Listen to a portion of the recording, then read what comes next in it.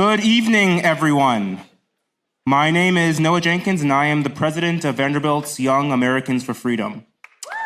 Thank you. Before I begin, I'd like to thank some folks for making tonight possible. Thank you first to our amazing team here on campus, especially George Destino, hopefully he's in here to hear that, for all their hard work. Thank you to YAF National for all their support and to the donor of the Things That Matter lecture series. And last but certainly not least, thank you all for coming out here this evening. We stand on the verge of a new golden age for the United States of America. At YAF, we take pride in this fact as we unite the best and brightest minds of the conservative movement. Today, we look to the future. We are characterized by our youth and vigor and our vision for our nation. While the results of this past week's election have been encouraging, such a result did not come spontaneously. It instead is a culmination of the years-long work of our guest tonight and other key voices in the conservative movement, many of whom we through YAF have the honor of hearing on our campuses. I'm sure many of you will remember hearing the mellifluous and dulcet tones of our wonderfully articulate Michael Knowles this time last year. But today, it is our honor to host a man who not only helped give a platform to voices like Mr. Knowles, but also revolutionized the conservative media landscape. A man who needs no introduction, you may know him from his unmatched debate performances against some of his toughest critics. You may know him from his top-rated Daily Show, where he offers a special kind of political analysis that is rarely matched. And you may even know him from his groundbreaking media company, The Daily Wire, which for the past decade has continually provided cultural and political wins for the conservative movement. One of which, of course, is the blockbuster documentary, Am I Racist?, streaming on Daily Wire Plus. Use promo code Trump for 47% off new annual memberships. But now to get to the things that matter, the name of this lecture series, where Mr. Shapiro will cut through the noise of our messy political discourse to help return our country to the fundamentals that truly matter. Ladies and gentlemen, it is my pleasure to bring to you tonight the one and only Ben Shapiro.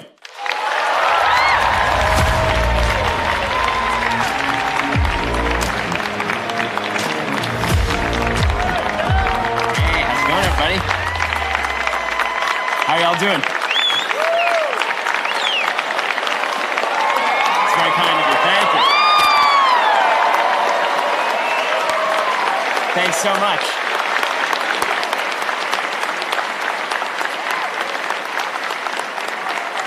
Thank you so much for coming out tonight. I start off by thanking folks at Young America's Foundation. I also want to thank the anonymous sponsor of the Things That Matter series. I also would be remiss if I did not shout out all the people from our company who showed up tonight. So if you are a Daily Wire employee, stand up and take a bow, because you're what makes all of it possible. That's how I'm serious. There are a bunch of people who came who actually work at our company. You're allowed. It's okay. You won't get fired. Not this time.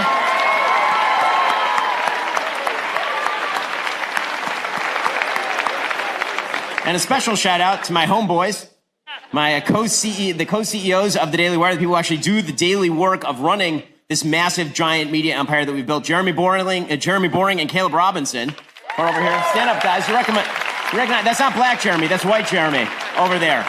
And Caleb is the one you've never seen, but is actually the power behind the throne. So thanks to those guys. They're basically like my brothers, which means this is the first event of mine they've ever attended in person. I don't have any brothers, by the way. Anyway, so let's talk about entering America's golden age. So first of all, last week kicked ass, yes? That was just wonderful. It was just wildly enjoyable. You know, it started off as a tense night, and then over the course of the night, I just started to get more and more giddy as I realized that it wasn't just that the age of Joe Biden was ending. It was a very short age, but the age of Joe Biden, the only age about Joe Biden that was short, the age of Joe Biden was ending, and, you know, it's been a bad 4 years. It has. And you started to feel this creeping sense of optimism, which was totally unfamiliar to me. I don't do optimism. It's just not part of my public profile in any way, shape, or form, so I wasn't sure at the beginning if it was just indigestion. And then it turned out, no, I was just happy. I didn't know what it felt like. But it was wonderful. And I think that the reason that it felt so wonderful is that for the first time in a long time, I really feel that we are entering the best days of America. You hear politicians say this sort of stuff all the time, right?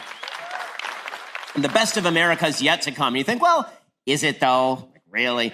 But it actually feels right now like it is. And it does feel like we are entering a new golden age for the country for three specific reasons, because there are three things that make a golden age for a country or for a civilization or even for an individual in their life. What makes your life good? Liberty, strength, virtue. Liberty, strength, and virtue. These three things build civilizations. They make for golden ages. They make countries, should we say, great again. And it's odd that the person who it takes to make all of that happen is a real estate mogul with odd hair and an orange color. But that's what it is. That is what it is. And I don't think that the election was so much about President Trump. It was, obviously. He's a singular figure in American history, as much as it was about the American people who were just done. We were just done. We were done with the age of stagnation. We were done with the age of moral confusion. We were done with an age that suggested that weakness was a substitute for strength, and that foolishness was a substitute for virtue, or that regulation was a substitute for liberty. We're just done with all that. It feels like we're so done with that, but it really does. And it's awesome.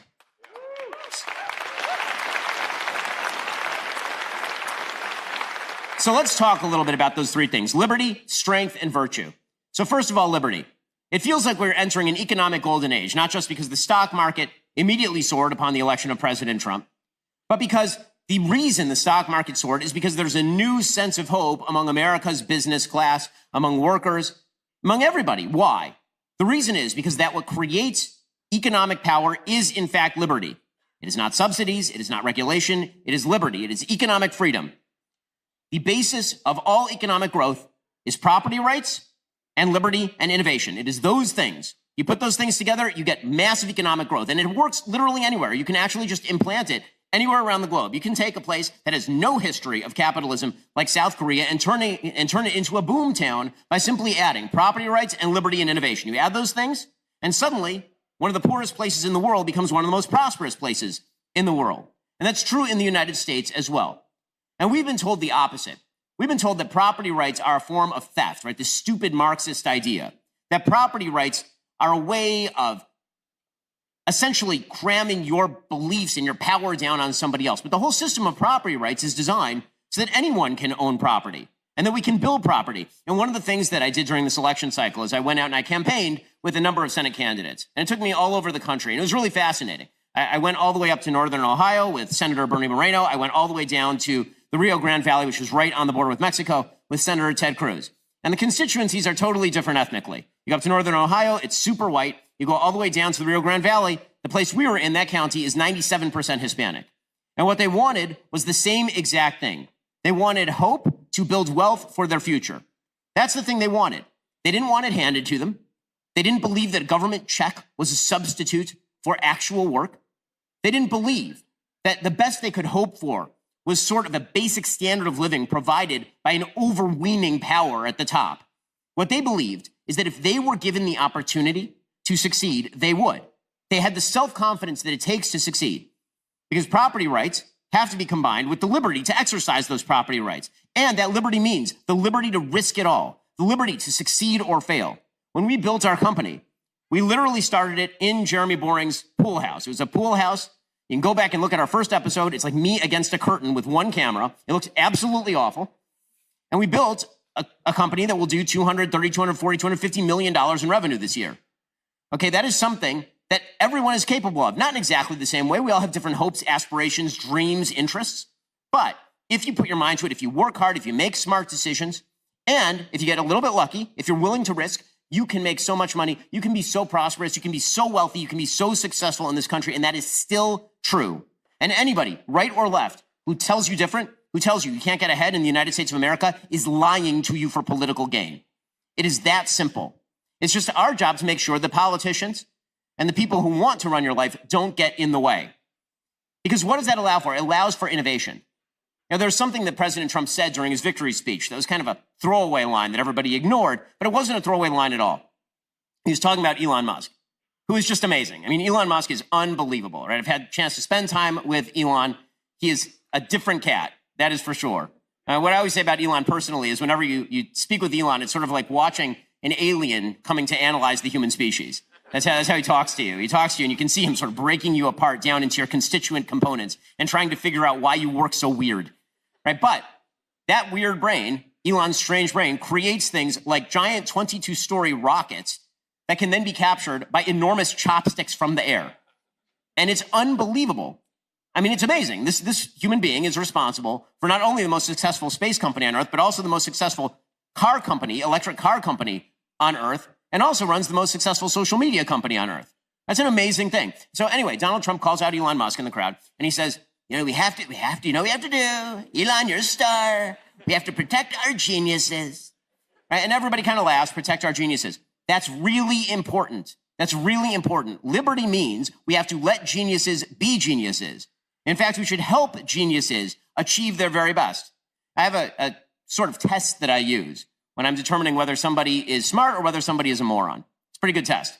The test goes like this. Would you rather be the dumbest person in a very smart society or the smartest person in a very dumb society? Every single smart person I know says they would rather be the dumbest person in a smart society. Why? Because you get a lot of cool stuff in a smart society. In a smart society, people are innovating. They're making awesome things. If you're the smartest person in a dumb society, well, then you have like the nicest cave. But it's way better to have all the nicest things being the biggest failure in society, which is why you have to let geniuses thrive. Everything in economics starts off as a luxury, and then finally it becomes a necessity. All the things that we consider necessities in our daily lives originally start off as luxuries. The most obvious example being your cell phone. If you go back and you watch Wall Street, you see Gordon Gekko walking around with a cell phone that looks like a boombox, right? And he's super rich. Right? He's the only person on earth who has a cell phone. He's walking around on the beach with this giant shoebox attached to his head. And that was a luxury. That was a luxury item. And now that is a necessity. If you miss your cell phone for 5 minutes, you don't know what to do. That's because innovation by geniuses creates products. Those products then are competed with by other people who are smart. The price comes down, and suddenly all this magic is in your pocket. And it is.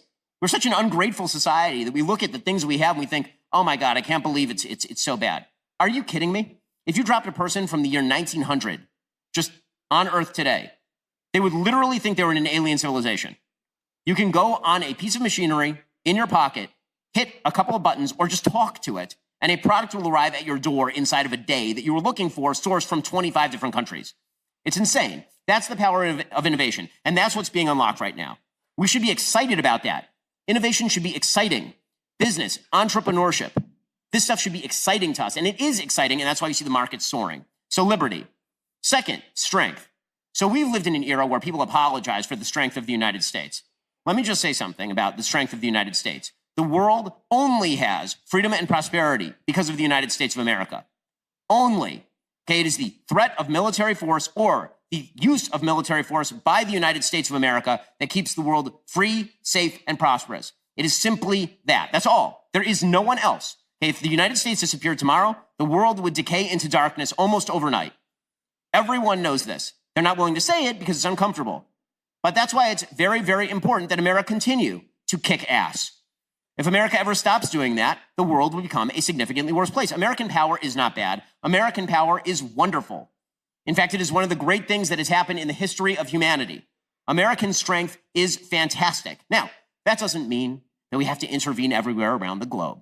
It doesn't mean that we have to get involved in every place. It doesn't mean that we have to get involved in every war or fight the so-called forever wars, which is usually a misnomer. Because when people say forever wars, they never count things like the occupation of Germany, which continues until today, or the occupation of Japan, or the occupation of South Korea. We still have air bases and military bases in literally all of these places. We don't consider that a forever war anymore because those places turned into thriving democracies with workable economies. With that said, there are certain fundamental principles that apply to the strength of the United States. You know, President Trump, a lot of people look at President Trump during his first term like, oh my God, it was such a mess. It was so chaotic. Well, anybody who looks at his foreign policy realizes Donald Trump was responsible for the best foreign policy of any president in my lifetime, bar none, not close, end of story. And you could tell that because the minute that he left office, Joe Biden proceeded to set all of it on fire. And you got massive wars on two separate continents. You got a China encroaching on Taiwan. You had Russia that was expanding its sphere of influence. You saw competitors rising. That's what happens in the absence of American strength. So what is people act as though this is all an accident. It's not. Trump actually does have a doctrine. He doesn't express it like a doctrine, but he does actually have a doctrine. Okay, so the doctrine can be encoded in a story that I've told before. So I did a fundraiser for President Trump a few months back, and President Trump was talking about Ukraine. And man, he is one different person, Donald Trump. Anyway, so Donald Trump was telling this story about Ukraine. He says, "You want to know, Ben, why Russia never invaded Ukraine while I was president? You want to know?" I'm like, "Sure, Mr. President." He goes, "Well, the reason is because I called up Vladimir Putin. I said, Vlad, don't go into Ukraine, Vlad. If you go into Ukraine, I'm going to bomb the And Vladimir Putin, he says, "Mr. President, no, you won't." And I said, "Well, I might." And then Trump turns to me and he says, "And here's the thing. If there's a 5% chance the United States of America is going to bomb the you don't do it." Okay, now, most of us wouldn't express that as sort of a doctrine. It's not a foreign policy tome. It's not a PhD thesis. But it does encapsulate 4 separate principles, actually, if you think about it for more than half a second. Number 1, America is governed by her interests. We have very specific interests. Okay, those interests are not vague things like democracy and freedom. Okay, we're not Wilsonian. Wilsonianism is a foolish attempt to encapsulate hard American foreign policy interests in some sort of glowy rhetoric that makes people feel all warm and fuzzy on the inside. But if you take a look at American foreign policy, obviously, things like democracy and freedom, while we strive for those things overall, in every single moment are not necessarily the things the United States is striving for. The United States allies with bad people sometimes to oppose worse people because foreign policy is a very messy area, for example. So American interests can be anything from the freedom of the seas, which ensures America's global military and economic dominance, to not allowing rogue powers to threaten American allies in, say, the Middle East, to threaten oil supplies in Saudi Arabia, to threaten military power in Israel. It can include things like China not threatening Taiwan because Taiwan happens to be the largest producer of sophisticated semiconductors on the planet. It includes things like, yes, Russia invading Ukraine because Russia on the borders of the rest of the NATO powers would be a grave threat, and them controlling more of the oil flow into Europe would allow them to cudgel more countries into their rather nefarious sphere of influence. Right? These are all American interests. So number 1, America has actual real interests that ought to be described. 2, we have to calibrate our response to each of these interests. They're not all equivalent. Okay, we have interests all over the globe, but not all of them are that important.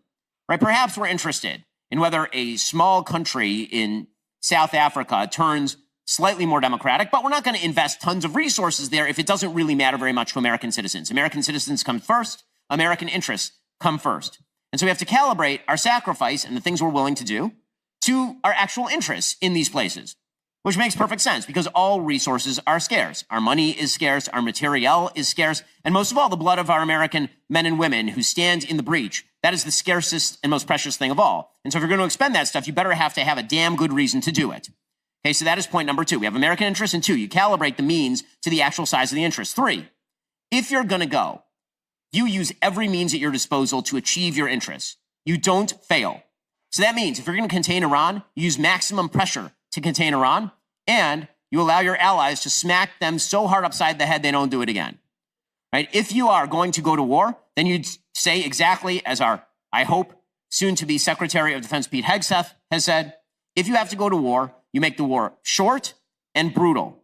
Right? That the best kind of a war is the war that is short. And usually it requires brutal in order to achieve short. That doesn't mean that you go out of your way to harm civilians, God forbid. It doesn't mean that you don't do your best to keep war as antiseptic as possible. But war is hell. It was meant to be hell. There's no way to avoid it being hell. And so what that means is the biggest sin in war is losing.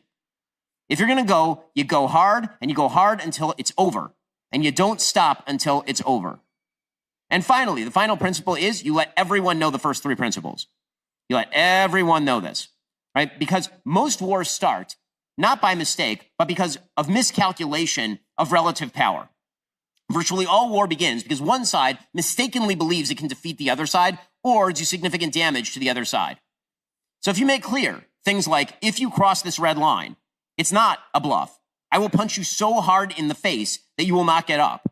That red line will not be crossed. The worst thing you can do is what Joe Biden has done, which is just get up there and go, don't do it. Don't do it. And then everybody does it. And then he's like, well, but not this time.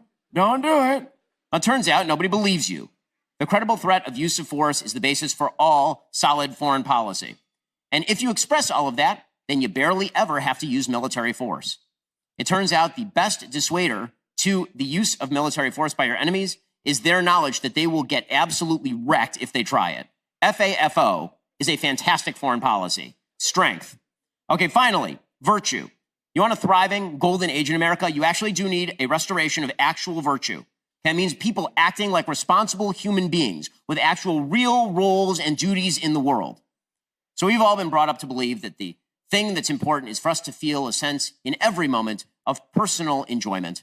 And that's the thing that really matters, is how we feel on the inside at this exact. And the world is supposed to conform to our wants, needs, and desires. That is a recipe for a failed civilization. A successful civilization recognizes from the time that you are born, there are certain roles that you were born to fulfill. And these roles are often unrewarding, and they're often difficult, and they are often replete with hardship.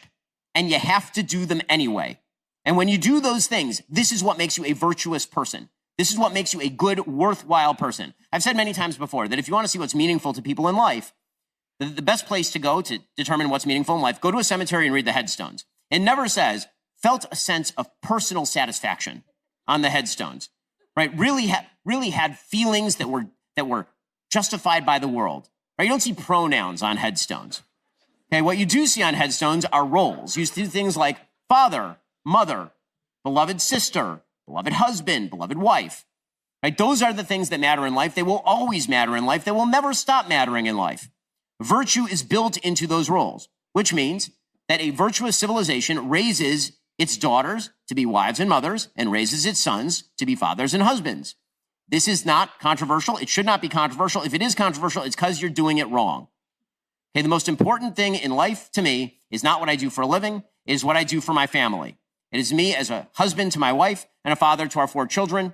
If forced to it, it is the only thing really that matters to me in life. Right? It is not just like a thing. It is not just the most important thing. It is by far the most important thing I will ever do in my life. And that's true for anybody who wishes to live a virtuous life. That is a universal rule. It doesn't mean you have to do it. You cannot do it. It's your choice. It's a free country and it's a free civilization. But the bulk of the population does have to at least acknowledge that we are not apathetic about how we live our lives. And we are not apathetic about what standards of virtue ought to be applied in our individual lives. Because if you're not building a civilization around successful families, the civilization falls down. Edmund Burke suggested this 200 years ago when he was talking about the idea that families are the little platoons upon which civilization is built. Because you're willing to do things for your kids you're not willing to do for anyone else. You're willing to do things for your spouse you're not willing to do for anyone else, right? You go out and you achieve. You go out and you defend. You go out and you build on behalf of your family. That is absolutely necessary. And that means that you have to enact those roles in your life, and we have to be a society that values those roles. Again, it is not a matter of apathy how everybody lives their life. I'm not apathetic about it. It doesn't mean people should be prosecuted for violating my rules. It doesn't mean I'm talking about using government coercion to make you do the things I want you to do. I'm saying a civilization that does not value as top priority family and these roles that I'm talking about is doomed to failure, end of story, whether we like it or not. That is the iron law of reality. That also means that the way that we get together as a community is in places like churches. Because you know where these virtues typically have come from? They've not come from people rationalizing them out. That's not where people get what they do on a daily basis. Most of us don't get up in the morning and think to ourselves, I need a 2-hour justification, a logical point by point on why I ought to be a good father today and what that constitutes. The reason that you act in a particular way is because you were inculcated in a certain civilization, in a certain set of values. Now, we've been cut off from those values. Right? Western civilization now is essentially like cut flowers in a vase. Right? The flowers were thriving. They were in the garden. They had roots. And then we cut them off from their roots and we put them in a vase. And they stayed fresh for a while. And then they started to wither. Well, now it's time to re-embed them in the soil. It's time for them to regrow their roots and reconnect with those roots. If those values reconnect with the roots, they'll be healthy again. And the biggest root for all of this is your church. It is your synagogue. It is biblical values. That is the baseline reality of our civilization, whether we like it or not, whether you believe it or not. It happens to be the case. Your values didn't spring to you full-fledged in the middle of the night. You didn't wake up at 3 o'clock in the morning and logic out how you're living. You got it from your parents. You got it from their parents. And probably all of those parents, you go back far enough, got it from their local church. And that local church got it, in all likelihood, from the Bible. Okay, that is the way that Western civilization has developed. And that the beautiful thing about it is you can rediscover it literally anytime. Just go down to the bookstore and buy a copy of the Bible, or apparently steal it. It's literally the most stolen book in literally all of civilization. The Bible is stolen more often every year than any other book in civilization, which means people should probably, read it after they steal it, and then maybe they'll go and pay. But in any case, these three things, liberty, strength, and virtue, these are what's going to save Western civilization. and you can feel it. You can feel there's a hunger.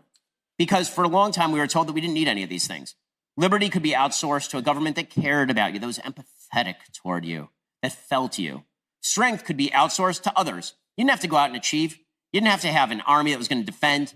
The rest of the world is a nice place filled with wonderful people who are certainly not going to try to burn down your civilization from without and within.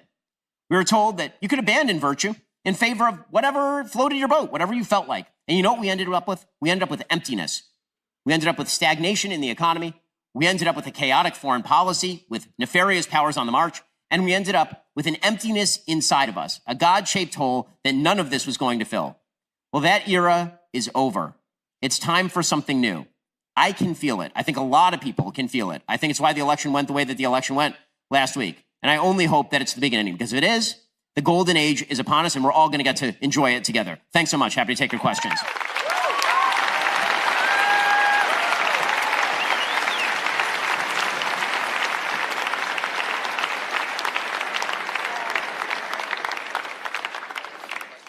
Okay, we're now going to switch into the Q&A portion of the evening. If you have any questions, we ask that you line up back here. And when you come up, state your name and your brief question. And as always, my rule is if you disagree with anything, it doesn't have to be about this speech, anything, you get to raise your hand and go to the front of the line if you disagree, because it's more fun.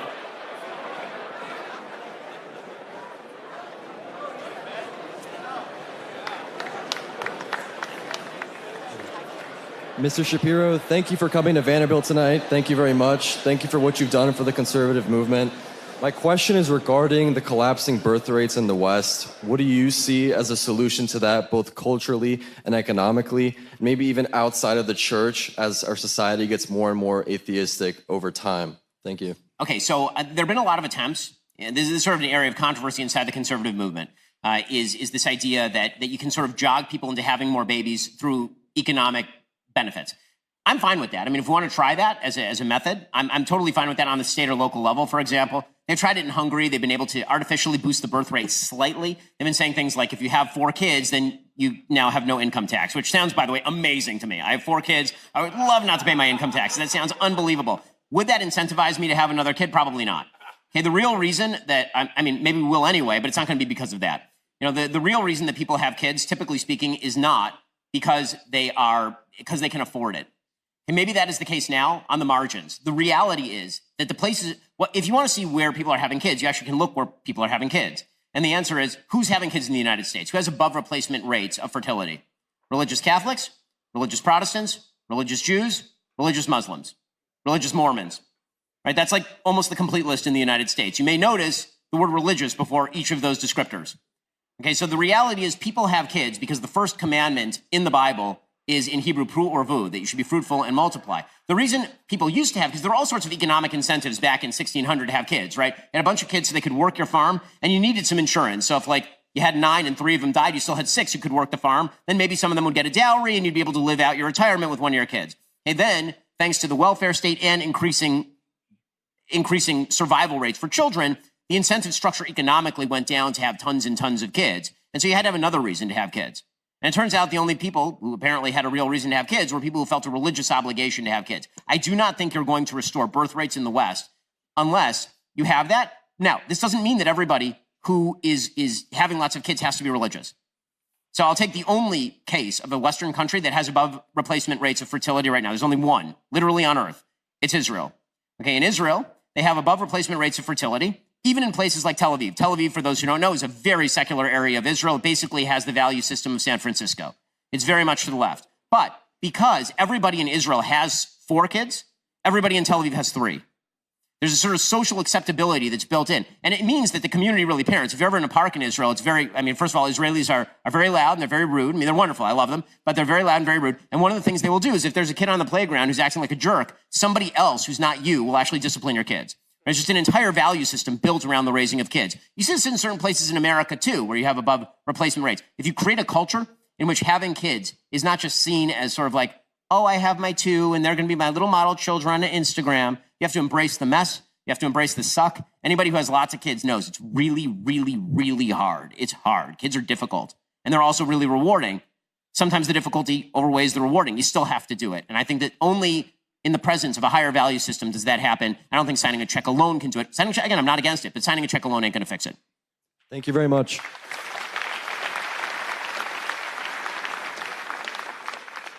Hey, Ben. My name's Jake. Thank you for being here. Your discussion on American strength only really revolved around the threat of force. Now, Trump has discussed that he wants to force other NATO countries to pay, and if they do not, then he will not provide protection. To me, that seems like a zero-sum game. Either we don't pay for, or we don't protect them if they don't pay, or we do not maintain the security of NATO in the areas that we're not protecting. And so if you were going to do some game theory, it wouldn't be a zero-sum game. This would actually be a game of chicken, right? Yeah. So he does use a bunch of sort of threats of economic threat as well. I mean, I talked about kind of choking out the Iranian economy. So economic threat can sometimes be very useful as well, or economic measures that are taken against a wide variety of America's opponents. When it comes to NATO, President Trump, when he says that sort of stuff, the very threat did get many of those European countries to actually increase the percentage of GDP that they were spending on NATO. So did he actually want to just destroy NATO? If he wanted to destroy NATO, he would have walked out of NATO. He actually did have the power to do that. But he didn't do that. Instead, what he was doing, and this is true, by the way, of his tariffs. I hear a lot of people talking about his tariff plans. Oh, my God, he's going to put 20% tariffs on everything. No, he's not. He's not going to do that. You know what he's going to do? He's going to do exactly what he did in Trump 1.0, which is use tariffs as leverage. Right? There's a story that I heard that's actually a pretty good story about President Trump negotiating with Justin Trudeau. And apparently, the story goes like this. I can't vouch for it personally, but I have it on pretty good authority. So apparently, President Trump was negotiating with Justin Trudeau, the handsome Bernie Sanders of Canada, and almost undoubtedly Fidel Castro's son. That's the one conspiracy theory I believe. In any case, Justin Trudeau was negotiating over a trade deal. And apparently, Justin Trudeau didn't want to cave on a particular point. So Trump says, get him in here, get Justin. So they bring Justin in. And Trump says to him, Justin, what's the one thing that I could do that would totally destroy your economy? And Trudeau's like, well, I mean, if you tariffed our automobiles, that would be really bad. And Trump says, Justin, first rule of negotiation, don't tell the person across the table from you what's the one thing they could do to destroy your economy. Because let me tell you, Justin, I don't care about the Canadian economy. I care about the American economy. So if you don't give me what I want, I'm going to tariff every automobile that comes across the border. And then apparently Trudeau sort of gave in. And then later they were supposed to have like a joint presser signing a bill or something, signing a treaty. And right before, Trump reaches over into his coat pocket and he takes out like a Matchbox car. And he says, Justin, I want you to keep the center desk always so you remember the lesson you learned here today. So in other words, he likes to use leverage. It's leverage. I mean, you can call it threat. You can call it leverage. It's just leverage. Understandable. Thank you. Thank you.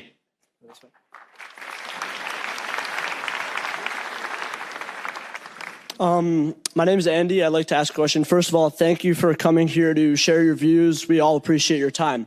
My question is just to propose a hypothetical. These are not my beliefs. This is simply a devil's advocate. If you have an issue like abortion, where there are some case studies that could suggest that legalizing abortion can be good for an economy with regards to things like crime, do you think your moral beliefs should come first in precedence when deciding policy versus what could be best for our country? Yes, absolutely. So this is the so-called Freakonomics arguments. There was an argument made in the book Freakonomics that suggested that if you wish to lower crime rates, you actually should increase abortion because you could basically do a sort of minority report pre-crime thing. Now, it happened to be kind of racist because the basic suggestion is that if there was abortion that was higher in minority communities, if you killed enough black preborn children was the suggestion.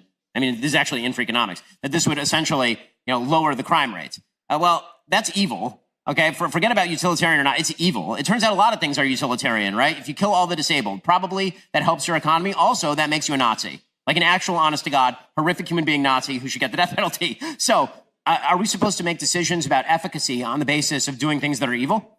Right? Can we enslave our fellow human beings? Because it wouldn't help the economy, by the way. But if you could make that argument, would that make it moral? Absolutely not. Absolutely not. So I think that is. I've heard that argument before. I think it's the single, I know you're not making it. It's the single worst argument for abortion is the idea that it creates economic efficiency, because that's also true of like killing everyone above the age of 85, probably. Right? I mean, like you could do all sorts of tremendously evil things that would help the economy, which is why helping the economy is not the number one standard for virtue. It's not even a standard of virtue, really. Thank you. Appreciate it.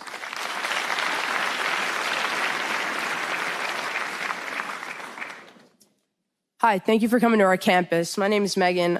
I just have a question about something that you said. You state that American people come first and foremost, American values, American virtues, but you openly support platforms that take away trans people rights and openly do not agree with the fact that men can become women, women can become men.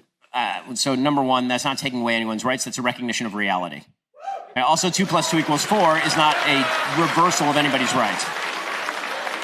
Like anybody's opinion of what they are that runs counter to the actual facts of the situation. You have a right to say what you want to say, but you certainly do not have a right to demand that everybody else say it with you. And that's you want to talk about a violation of First Amendment rights or a violation of basic American rights, trying to use the power of government, as so many people on the left have, to force everybody to say things are false in the name of your personal comfort. That's a violation of rights.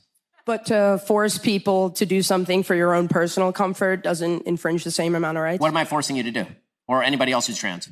Not be who they feel that they should be. They're not telling you. No, I mean, you can be anything you want to be. I mean, but you can't be, let's put it this way. You can think whatever you want to think about yourself. You can't be anything you want to be. You can't be Napoleon. You can't be Jesus. And you can't be a member of the opposite sex. I mean, the facts of life are the facts of life. And declaring that everyone else should simply go along with what is, in fact, a counterfactual statement, a delusion, that's a violation of everybody else's rights. So the idea that you get to project onto everybody else your perception of self is so wild and bizarre a suggestion that it erodes the basic standard of truth and fact that is literally the basic for any even human conversation to take place. If we can't even tell what words mean anymore, if the only perception that matters is my own, that is the essence of narcissism. It's just you in a mirror looking at yourself and then demanding that everybody else say about you what you wish to say about yourself. That's not reality. And by the way, it's not even kind to you, because it turns out that one of the realities of life is that you will live a happier and better life if you understand and agree with reality rather than fighting it. Reality always wins. Whether you like it or not, reality always wins. So in the same way that I guess people kind of have to accept that they won't be accepted, you're taking It's not about being accepted. It's about you have to accept. Let's say if you're a male and you believe that you're a female, or you're a female and you believe that you're a male, you're going to have to accept the baseline reality that what you think is false about you. Okay, if I think that I'm an amazing basketball player, no matter how strongly I think it, it's not true. And it's going to be, I can think that as much as I want to think it. And the minute I get on the basketball court and I put up a jumper that gets blocked by some dude who's 6'5", right, then everybody's going to realize I just wasn't that good at basketball. And no matter what I thought about myself, I still wasn't good at basketball. That's a reality. Do you think it's fair for the government to take those rights away? Again, you haven't defined even what the right is that you're talking about. You do not have a right to dictate to me what I think of you. And you certainly do not have a right to dictate to me what I think about reality, especially when what I think reflects reality and what you think does not. I'm not trying to convince you of anything. It's kind of like the government's trying to tell the people that they can't do something. You can do what you want to do. You just can't dictate to anyone else what they do about it. That's how human relations work. How come you can do the same thing? I don't even understand the question. I'm not doing the same thing. I'm not forcing you to do anything. I'm literally not forcing you to do anything. I'm telling you to leave me alone.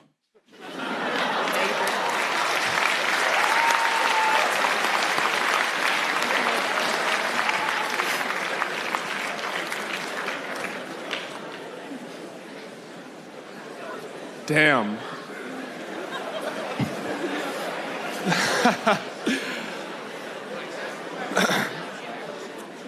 Well, thank you, Mr. Shapiro, for showing up today. One thing I will give you is that you're a very nuanced thinker when it comes to ethics. I heard you're writing a book on role ethics, which I think would be very interested. I'm interested in reading it when it comes out.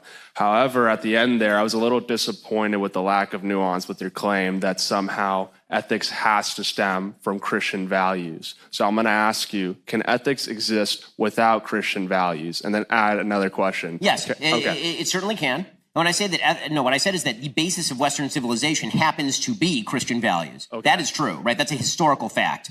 Right? Tom Holland talks about this in Dominion, for example. This is very well substantiated, just historically speaking. Can you live an ethical life without being Christian? Sure. I mean, I'm doing it. Can you live an ethical life without being Jewish? Sure. You can live an ethical life without being religious. Values. Absolutely. Is that scalable? It is not scalable.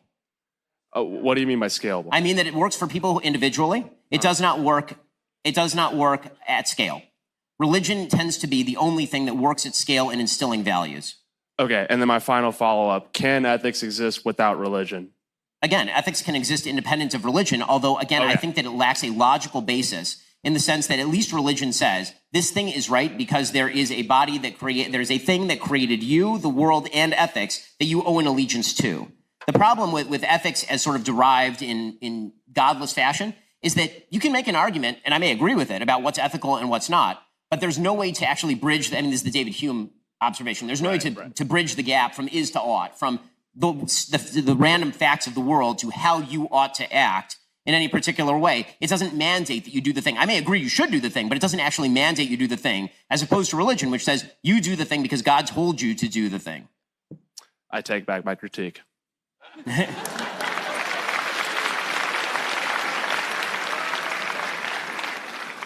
right, cool. So admittedly, Trump has had some success using tariffs and sanctions as a threat, and he's done okay with it sometimes as far as using that as a point of leverage. But in my admittedly brief period of research before asking this question, I came across a video from you in 2018 lambasting against tariffs. And I think, to use your words, that we need to protect our geniuses and free market capitalism. I believe fundamentally tariffs go against that.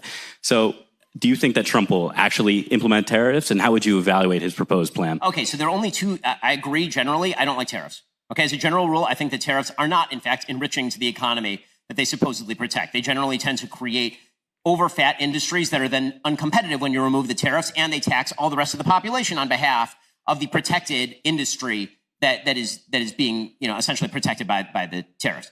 Now, there are two situations in which I think tariffs are useful. One, let's say that you have China stealing intellectual property, and you're going to leverage a tariff against them in order to get them to stop doing that. So using it as a method of leverage, I agree with, particularly with an unfriendly power.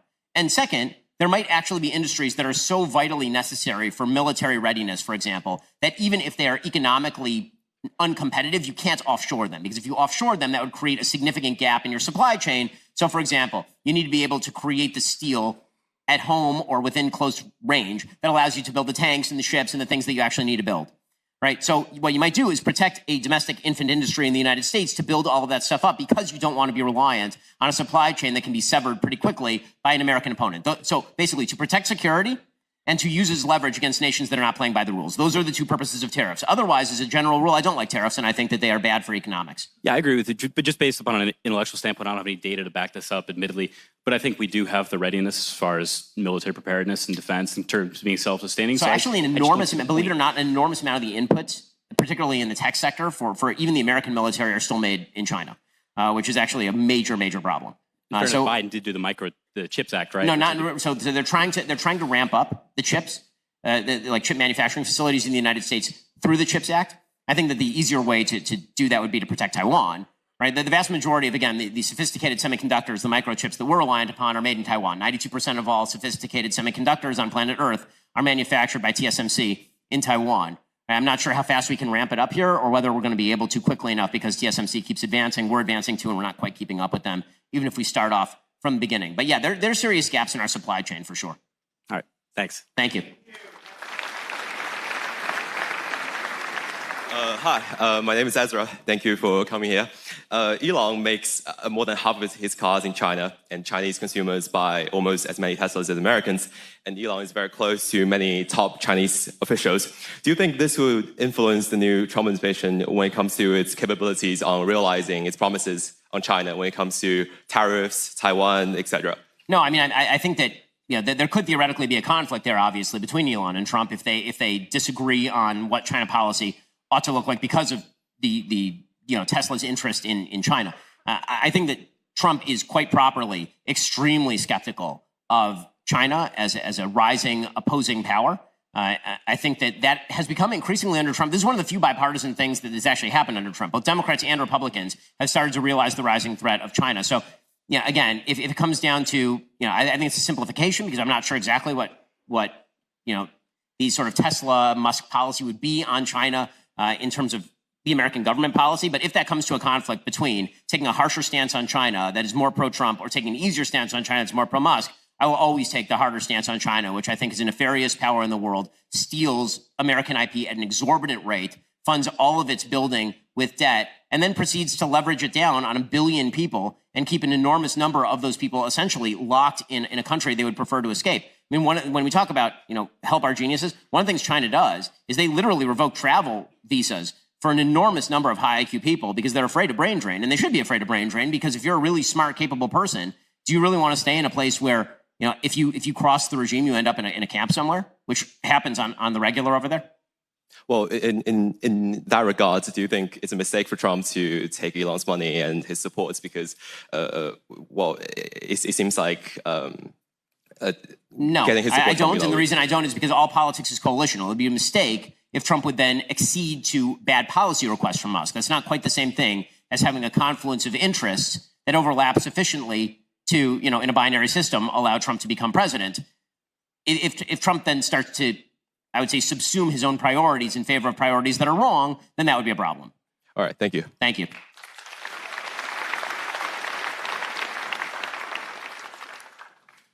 All right, what's up, Mr. Shapiro? So my name is Jonah. I've seen you for a couple of years now. I mean, we disagree about stuff, so I'm not looking to break some ground because I don't think nothing's gonna change. But I guess my question would be, you're talking about these familial values and everything and about how that's important. That's what makes America what it is, a great society. But you openly endorse a candidate, are celebrating a candidate's win who has had 4 wives, cheated on all of them, and has 3 wives. 3. Sorry, excuse me. I don't have the facts the way you do, but I mean, I think we've all seen the videos. They said not to repeat the language, but he talks pretty bad about women. He does. He has said many things that I do not like. Sure. I mean, so here's the thing. When it comes to our politicians, I have a general view of my politicians. They're not my priests. They're not pastors. They're not my rabbi. I don't look to politicians as my moral exemplars. And anybody who looks to a politician as their moral exemplar is doing life wrong. If you've ever met a politician, you certainly should not be looking to them as the person who's going to inculcate values in you. You should be looking to your local religious leader, hopefully your parents. If I were to talk about the people who actually inculcated values in me, it wouldn't even be a rabbi. It'd be my mom and dad, right? And I think that's true for the vast majority of people. So Donald Trump is a plumber. I don't really care about his personal life because he's fixing the toilet. So as long as the toilet gets fixed and he unclogs the toilet that Joe Biden clogged, I really don't care very much about his personal life. Would I prefer that he live a cleaner personal life along the lines of my personal life? Sure, that would be great. I'm not apathetic about, the state of sin, but I'm also not his confessor. He's not going to have to answer to me when he dies and then goes to heaven or hell, right? That's beyond me.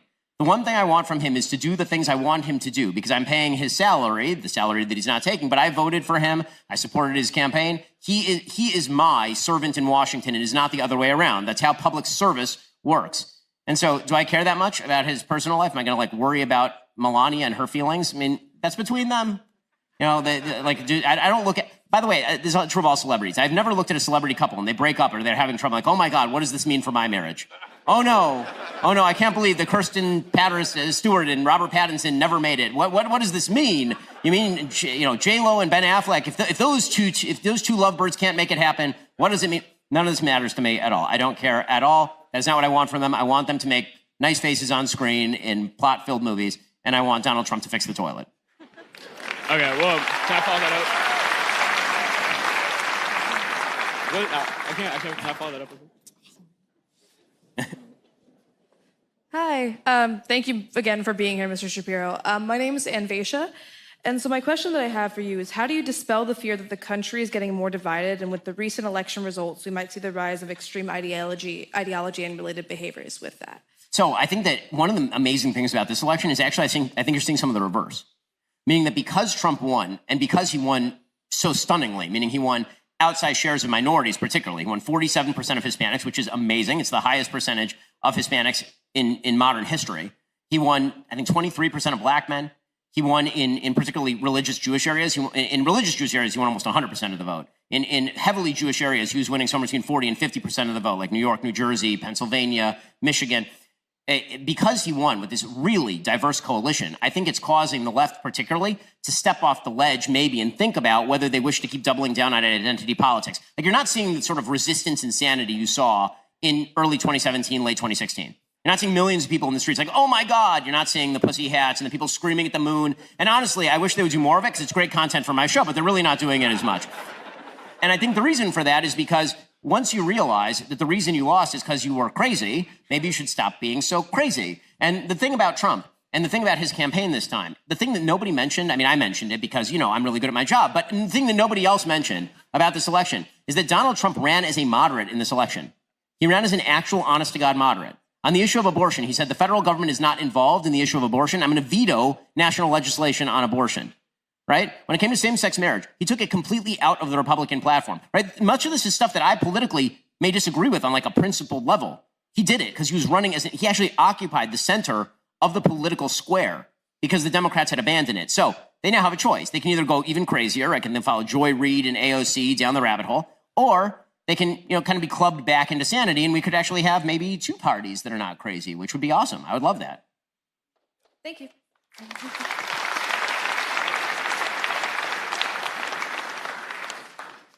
Hi, Ben. Thank you for coming. My name is Isaac. My question builds off of your answer to one of the previous questions.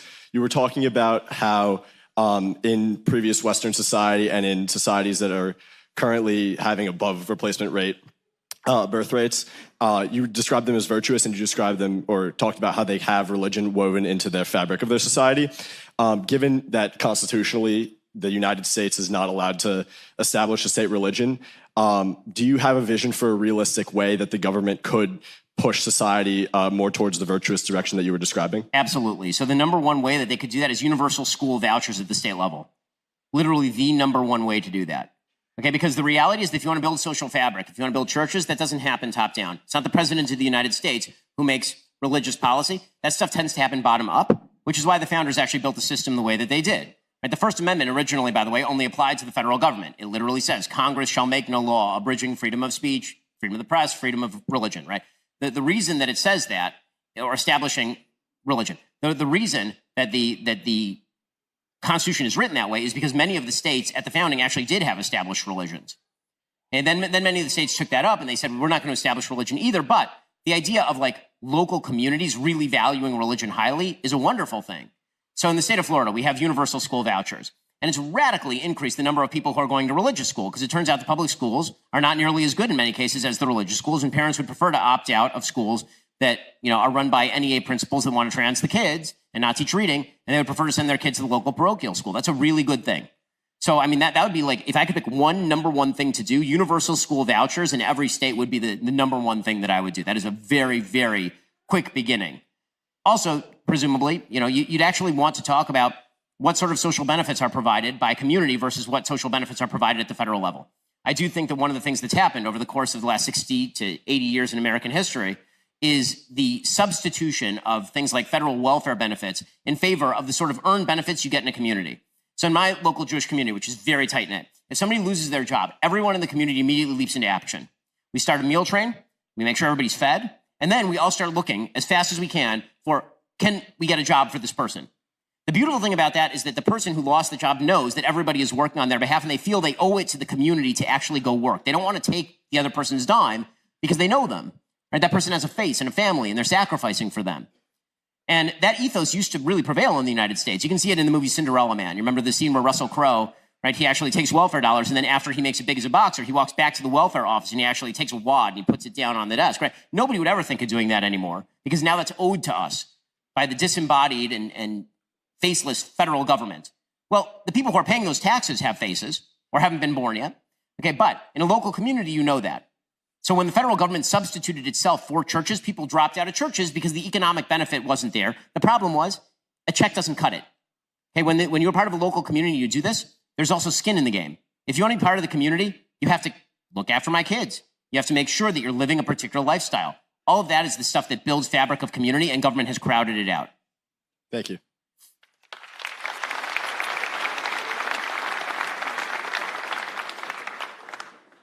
Hello, Mr. Shapiro. Hello, Albert. First of all, I just want to say that I love your work on astrophysics. I assume that's what you do. I really haven't heard of you before this. But I am the reincarnated soul of Albert Einstein, and I was wondering what your thoughts on reincarnation were. Wow.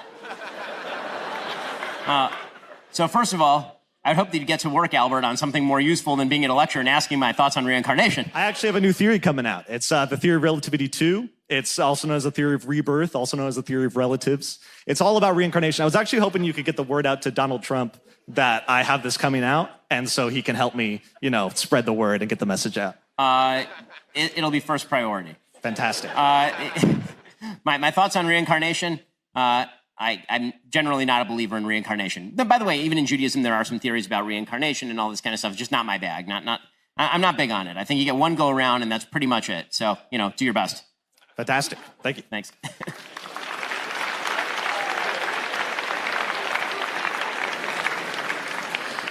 Hi, Ben Shapiro. I'm Adele, and thank you so much for being here. And just a question out of pure curiosity. So according to you, what is a woman?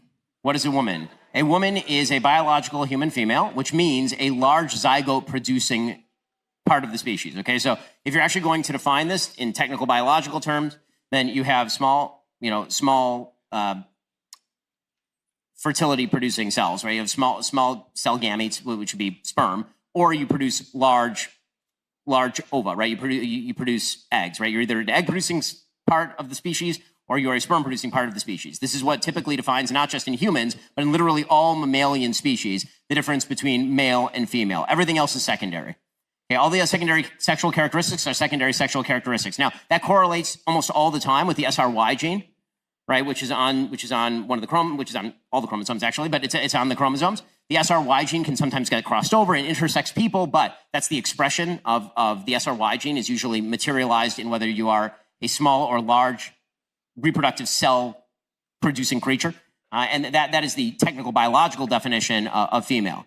But I think that when you're teaching a 2-year-old, the answer is, pretty obvious. Just following up, in psychology, we learned that there's like biopsychosocial layers. So I'm curious how you would define like the psychological level and the social level. Yes, that's so. So what I mean by that is that there are characteristics that traditionally have been associated with being a large reproductive cell producing creature or a small reproductive cell producing creature. And those things are, in fact, connected to the biology. But if you are a member of these small reproductive cell producing creatures and you have characteristics, like, for example, of the opposite, right? You like wearing high heels, but you happen to be a small cell producing creature, you produce sperm, that doesn't make you a female. It doesn't make you in any way a female. You're still a male, you're just acting like a lady because you like putting on high heels. And so the attempt to sort of cross over by redefining femaleness as a sort of a category of behavior as opposed to a biology is foolish. Now, again, there's a reason the stereotypes exist, which is they are connected to the biology. But if you disconnect them from the biology, the important aspect is still the biology. Right? Do you read what I'm saying here? Yeah. Right Thank you for your time. What was that? Oh, just thank you for your answer. Oh, you bet.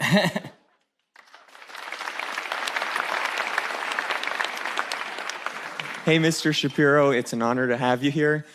So last week, like a lot of us here, I was watching the election. And one of the things that surprised me the most is they actually showed an exit poll on the news of what people thought was their most important issue. And only about 3-4% in most cases said foreign policy. And that surprised me a lot. And I wanted to ask you, why do you think so many voters don't value foreign policy as one of our most important issues, especially considering how Commander-in-Chief is so often referred to as the most important position the president has, and considering the implications of the war in the Middle East as well on the United States? Right. So I think that the reason that Americans don't pay attention to foreign policy is because we're very, very lucky in our geography. If you live anywhere else on Earth, foreign policy is a top concern. In the United States, you're not that concerned about foreign policy because, as H.L. Mencken said, God blesses children, idiots in the United States of America. And what that means is that the United States is blessed with the greatest geography of any country on planet Earth. We are bordered by 2 oceans, a bunch of Canadians, and a bunch of Mexicans. Okay, that means that we live in legitimately like the most peaceful area on planet Earth, which is wonderful. It also means that we've basically been free of history for quite a while. If you go anywhere in Eastern Europe, they're very much worried about foreign policy because they border Russia, for example. If you go to the Middle East, foreign policy matters an awful lot because the people who want to kill you are sitting like right there. So that makes a huge difference in terms of foreign policy. If you think of border policy as foreign policy, which really we should, then we are actually quite concerned with foreign policy. You know, most countries, their foreign policy is their border policy. So for the United States, the same is true. Now, as far as kind of the implications of foreign policy, the truth is Americans don't care about foreign policy unless we lose. Then it matters an awful lot. Americans do not like losing. They really don't. And take a look at Joe Biden's approval ratings. When he took office, he was in the high 50s. And he kind of rode in the mid 50s, low 50s for the first, 8 months. And then something happened. And the thing that happened was the complete debacle in Afghanistan. And it sunk him into the low 40s, and he stayed there literally the rest of his presidency. Americans do not like the American flag being shamed. They do not like American soldiers being put in harm's way for no reason. They do not like the American flag being looked down upon. They like strength. They like winning. So that means that we don't tend to think about this stuff until something bad happens, right? Which, again, I think is quite healthy for most Americans.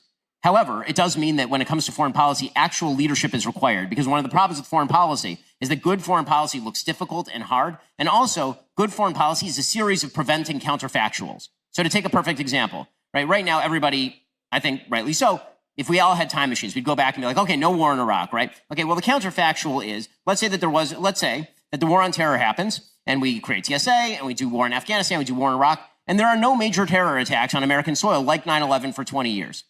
Okay, that's the thing that we saw, right? But what we didn't see is what would have happened if we hadn't done that. And there's no way to actually identify that. So one of the easiest and I think dumbest arguments about foreign policy is pretending that there weren't trade-offs, right? Or that a counterfactual never could have happened. That because history went the way that it did, if we had just changed one of the key facts about it, it would have kept going that way no matter what, which I don't think is true. Which means that foreign policy takes leadership. That's what makes it hard. Thank you, Mr. Shapiro. All right, this is the last question. Thank you. Good evening, Mr. Shapiro. I first wanted to thank you for coming to Vanderbilt and speaking to us. I first would like to introduce myself. My name is Sal Feldman. I'm from Miami, Florida. I'm a member of the Vanderbilt College Republicans, and I'm also the Jewish Identity Chair of Vanderbilt's only Jewish fraternity, Alpha Epsilon Pi. And as an organization, we all work together to spread awareness about Israel and inform people about the events that have recently happened, such as creating a fundraiser that raised hundreds of dollars.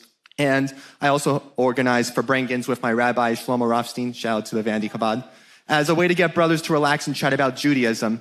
I, for one, believe that Israel and Judaism are some of the most important topics in the world, and I personally feel that you could potentially put your skills to an even more amazing use than you already do, and could utilize them to a federal and even an international level.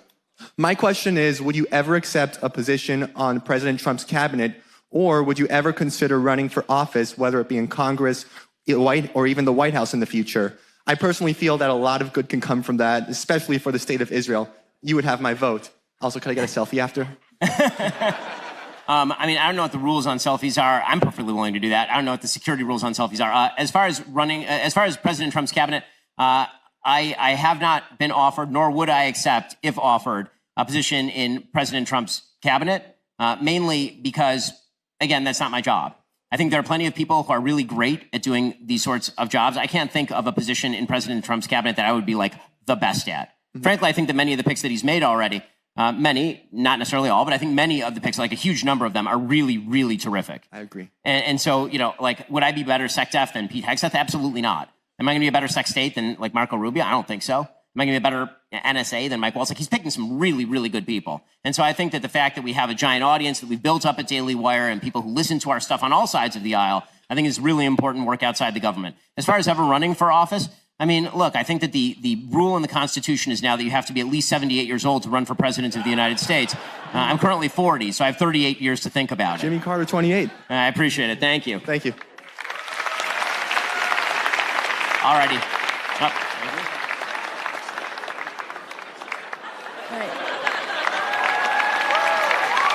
Thank you so much. It's been a pleasure to talk to you. Hope you have a wonderful evening. And, of course, make America great again.